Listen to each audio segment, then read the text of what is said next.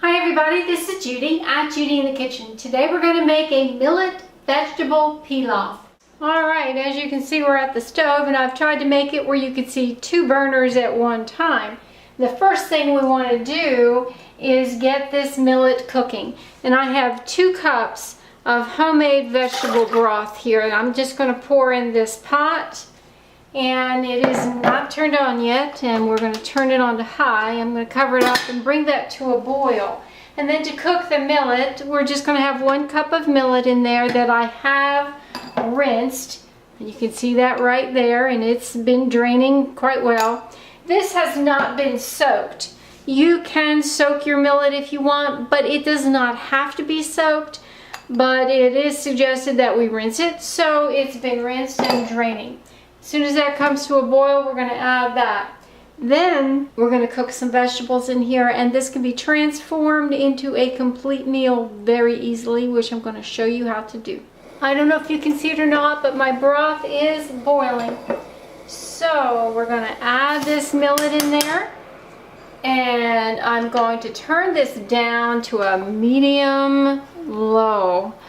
I just want it to simmer until that millet absorbs most of that liquid. Cover it up. I'm going to set my kitchen timer for 20 minutes for the sake of the millet. And just kind of keep an eye on that so that it doesn't get too hot in the meantime until the burner slows down. So now I'm going to turn on the burner for the skillet here. And I've got this on about a medium high on this, and we want to get this warmed up a little bit. Now we're going to do like what I'm going to call a stir steam on some vegetables to go in with that millet. And I have about a ½ cup of vegetable broth here, and I'm going to use just a little bit at a time in order to cook these vegetables with the least amount of liquid possible so they don't get mushy in any way. And so I'm going to add just a little bit of this broth to this skillet as it's warming up.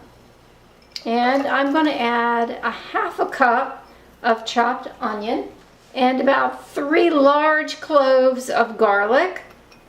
And I have 1/3 cup of diced bell pepper. Yes, this looks soggy. It was in the freezer.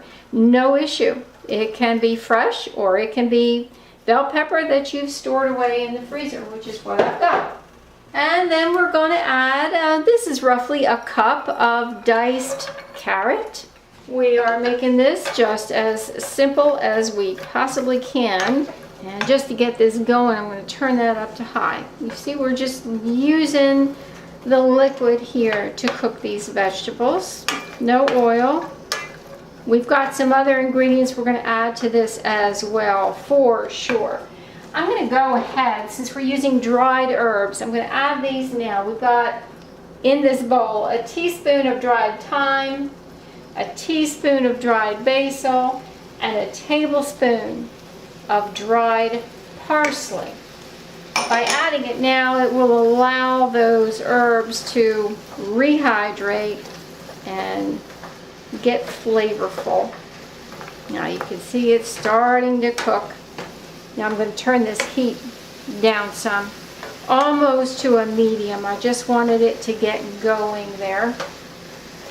And just to help these vegetables to kind of steam their way through, I'm going to cover this up just briefly. We do have other vegetables and ingredients that we're going to add to this dish. So hang in there, and I'm going to add liquid as it's needed to the skillet. Stir it occasionally here because we want those vegetables to become like a crisp tender. Now I'm going to go ahead and put some cracked black pepper in here. You can add a little bit of salt, but you do want to be careful about it because we are cooking in broth and there is salt in there. So you see I added a little bit, but not a lot. That's to taste. And I can see they're starting to change. I'm going to keep them covered back up. Now we're a couple minutes into this and a lot of that broth has evaporated, so I'm going to pour a little bit more in here, not a lot at one time. just a little bit, just so they don't dry out too much. What I'm watching for is for these carrots to start to cook and start to get tender. And they're beginning to cook. They're just not as tender as I want them to be yet, but we're watching them. And the heat now is on about a medium heat, and we're about 3 minutes into the cooking. All right, we're 4 minutes into the cooking now, and these carrots are beginning to get tender, which is exactly what I want to see. Now we're going to add some other ingredients.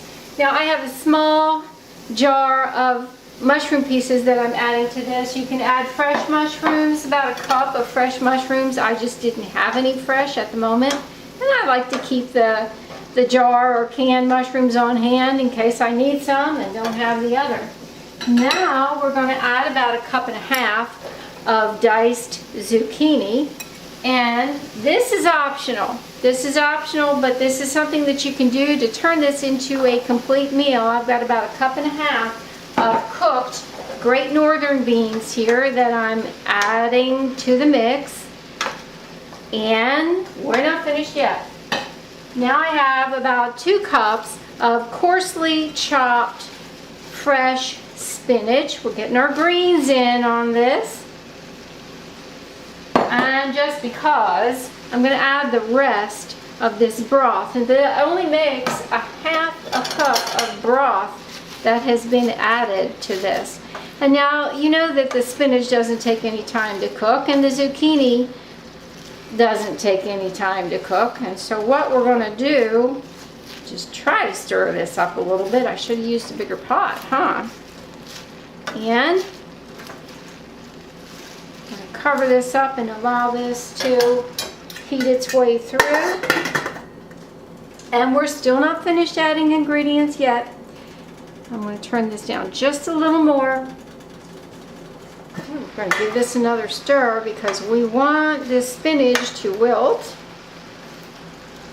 And we want that zucchini to cook just a little bit, not a lot. Not a lot at all. We don't want our vegetables to be mushy. And you can see our millet over there is doing fine. I have 8 minutes left on the timer for the millet, and by the time the millet is cooked, this vegetable mixture should be good to go. Alright, you can see this spinach is starting to wilt, which is exactly what I want. I'm going to add another ingredient, and no, we're not finished yet. This is the zest of 1 lemon. I'm going to go ahead and add that in there so it can kind of flavor that food a little bit.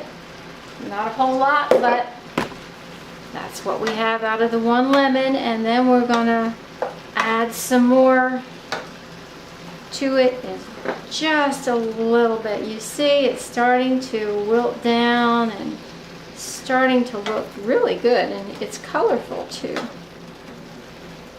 Now I do not want these vegetables to overcook and be mushy, and this is going to sit in the pan for a few minutes until that millet is done. So what I'm going to do is turn the heat off, and it's been about 13 minutes or so total on this, and I'm going to pour in the juice of 1/2 of a lemon. That helps to brighten the flavor. Tie it all together here. I'm going to stir that in, and I'm going to cover it up and just allow it to sit on the heat. And the burner is turned off, but it's still warm, obviously. And so that will help it to finish cooking, yet not overcook. And so we've got 3 minutes on the timer for the millet. I'll show you what that looks like when it's done. When the timer goes off on the millet, we're going to turn the stove off and just allow it to sit for about 5 minutes to finish absorbing any liquid that happens to be in the pot. Now this millet had rested for 5 minutes, and you can see it is perfectly cooked. Perfectly cooked. Now, had I cooked the vegetables in my large pot, then this one step would be eliminated here. I could just add the millet to the vegetables and mix them up, and they're ready to serve. But in this case, that skillet is nowhere near big enough. So I'm going to go ahead and add this millet to a large bowl, And then we're going to stir in the vegetables, and we will have one complete meal ready to go. And again, the beans were optional. All right, here's our vegetables. We're just going to go ahead and add this whole thing, and boy, do we have a pot full here. And now we're just going to toss this up carefully so we don't wind up with my food all over the floor. And then I will plate some up just so you can see what it looks like in an individual serving. And this again, with the beans in there, is a meal in itself. With the vegetables, beans, grain, with the millet, everything is one complete meal just like it is. There we go. We have a complete meal all ready to go. The recipe is below, and a printable one is also on my blog. Give this a try sometime and let me know how it works for you. This is Judi at Judi in the Kitchen. Bye for now.